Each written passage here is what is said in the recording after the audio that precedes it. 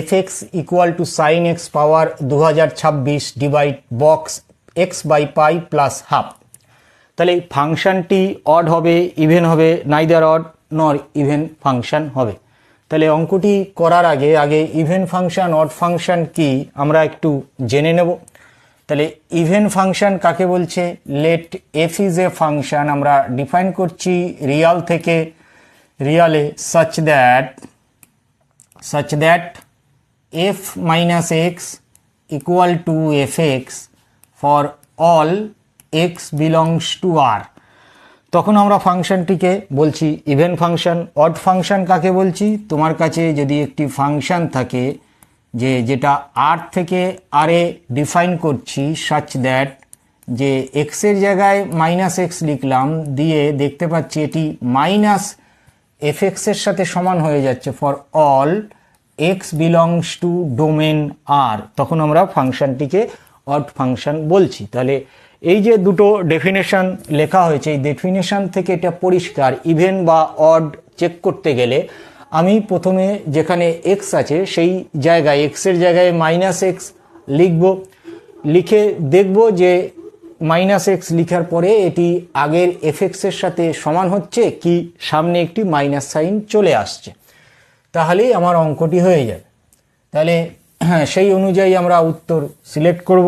তাহলে দেখো, যদি এটি 1 নম্বর সমীকরণ হয়, এখানে এক্সের জায়গায় যদি তুমি মাইনাস এক্স লেখো, তাহলে আমি যেটা পাচ্ছি, তাহলে F minus x equal to এটি আমাদের সাইন মাইনাস এক্স এর মাথায় পাওয়ার 2026, এক্সের জায়গায় মাইনাস এক্স লিখবে, তাহলে মাইনাস এক্স বাটা পাই প্লাস হাফ। তাহলে এবার দেখো, আমি জানি যে আমার সাইন, আমরা জানি যে sine minus x equal to minus sine x এর সাথে সমান। তাহলে এর উপরে পাওয়ার কি দেওয়া আছে? পাওয়ার আছে 2026। তাহলে এর উপরে 2026 পাওয়ার চাপালে, যেহেতু 2026 ইভেন নাম্বার, তাহলে এই মাইনাসটা প্লাস হয়ে যাবে। তাহলে আমার ফাইনালি কি দাঁড়াচ্ছে? আমার final equation F minus x করে আমি যেটা পাচ্ছি সেটি আমার থাকছে যে সাইন এক্স পাওয়ার 2026, আর নিচটায় আমাকে সিদ্ধান্ত নিতে পারছি না নিচে কি আসবে, তাহলে এটা আমার আপাতত থাকলো। ঠিক, তাহলে এবার কেস 1 যদি আমি দেখি, যে আমার কেস 1 এখানে যদি প্রকাশ করি যে এক্স ইকুয়াল টু আমার যদি এন পাই হয়, ঠিক আছে, এনটা কোথা থেকে আসছে? এন আমার জেড থেকে আসছে। তাহলে দেন উপরটায় তাকাও, sine x equal to sine n pi, এর ভ্যালু 0 হয়, ঠিক আছে। তাহলে যদি x equal to n pi হয়ে যায়, তাহলে সাইন এক্স 0, তার মাথায় পাওয়ার 2026 চাপালেও ভ্যালু 0 হবে। তাহলে 0কে সামথিং নন জিরো নাম্বার দিয়ে যদি ভাগ করি, তাহলে রেজাল্ট আমার কি আসবে? 0 আসবে।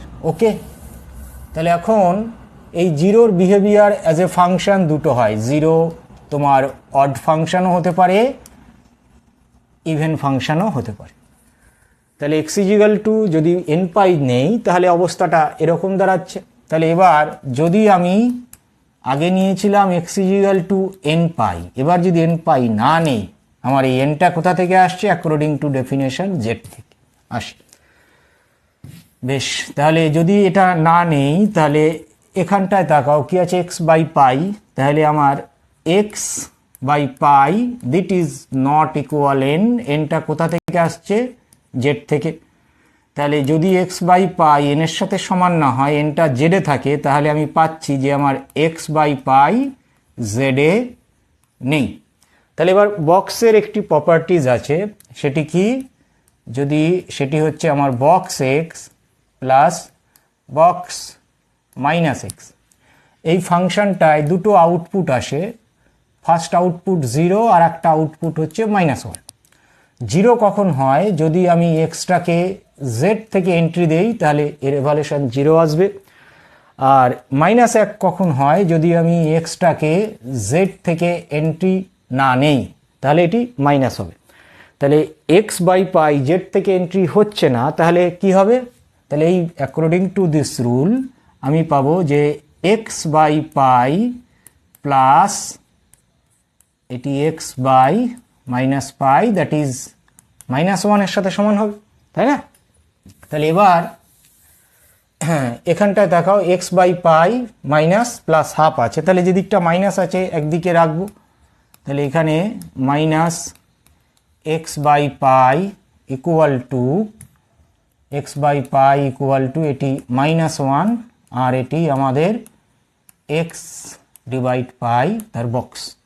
এখানে কত হাফ যোগ আছে, তাহলে আমি একটা হাফ অ্যাড করতে পারি, তাহলে একটি হাফ এদিকে যোগ করলে এই -1 থেকে হাফ বাদ গেলে থাকছে -1/2 আর এটি আমাদের বক্স এক্স বাই পাই। যদি মাইনাসটা তুমি কমন নাও তাহলে ভিতরটা এটি প্লাস হয়ে যাচ্ছে।